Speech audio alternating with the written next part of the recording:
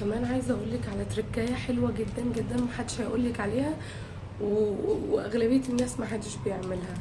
شايفين ده الشراب الجديد اللي احنا جبناه مع بعض وانا وريته لكم؟ شايفين ده جليسرين باي ريحه انت تحبيها، دي ريحه العود. حطيه على رجلك والبسي الشراب وتعالي قوليلي رجلك شكلها بقى عامل ازاي. هتيجي تقوليلي شكل رجلي يا مرمر بقت عامله زي رجل البيبي، بقت عامله زي رجل اللي بعمل لها باديكير كل يوم مش كل اسبوع. جربيها تحطيه قبل ما تلبسي الكوتشي وتعالي حاسبيني.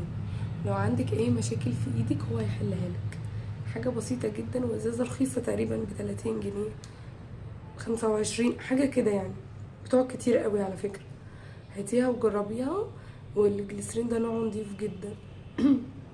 سوري. فجربيها، ويعني هو اصلا مكتوب مرطب للكعب واليدين. جربيها مش هتندمي ابدا.